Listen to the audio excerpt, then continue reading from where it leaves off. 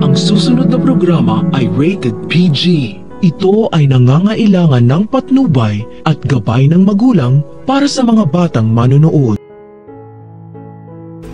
Hindi na kayang itago pa ni Doc Lyndon ang kanyang tunay na nararamdaman para kay Annalyn matapos niya itong regaluhan ng mamahaling kwentas na hugis puso. Ang hindi alam ni Annalyn, ito ang paraan ni Doc Lyndon para ipabatid sa kanya na espesyal sa kanyang puso dahil tuluyan nang nahulog si Doc Lyndon kay Annalyn. Kaya nang sabihin ng mga kaibigan ni Annalyn kung kailan siya lilipat ng Apex. Dahil tatay niya ang may-ari nito, tumutol kaagad si Doc Lyndon dahil ayaw niya lumipat si Annalyn. Pero ang hindi alam ng lahat, may isa pa palang dahilan si Doc Lyndon kaya ayaw niyang lumipat si Annalyn sa Apex dahil may natuklasan pala siyang pinakatago-tagong sekreto.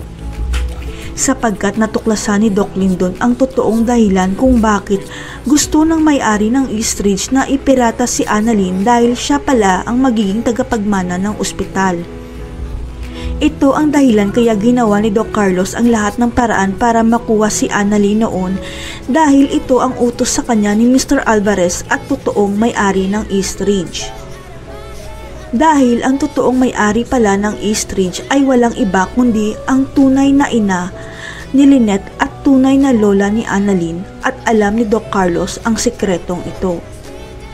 Ito ang totoong dahilan kaya niligawan ni Doc Carlos si Lynette dahil tagapagmana pala si Lynette ng Eastridge at kayamanan lang naman talaga ang totoong habol ni Carlos sa kanya. Nalaman na lang ni Doc Lyndon ang katotohanan na si Annalyn pala ang totoong apo ng may-ari ng Eastridge dahil sa ipapagawa ni Mr. Alvarez sa kanya tungkol kay Annalyn. Ang utos kasi ng may-ari ng Eastridge na gawin lahat ng paraan ni Mr. Alvarez para huwag lumipat si Annalyn sa Apex matapos na maibalik kay Doc RJ ang ospital niya. Kaya si Doc Lyndon ang inutusan ni Mr. Alvarez na kumbinsihin si Annalyn sakaling magdesisyon ito na lumipat sa ospital ng tatay niya dahil hindi papayag ang lola niya. Sapagkat si Lynette at Annalyn na lang ang nag-iisang tagapagmana ng may-ari ng Eastridge at ipapamana niya ito sa mag-ina sa oras na mawala siya katulad kay Lolo Pepe. Hindi magtatagal makikilala na ni Annalyn ang tunay niyang lola na may-ari pala ng Eastridge at malalaman nila ng nanay niya na hindi pala totoong namatay ang nanay ni Lynette.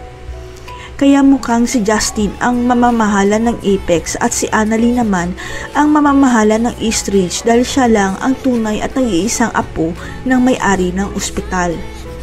Hindi na kaya lilipat si Annalyn sa Apex dahil siya ang magmamana ng Eastridge.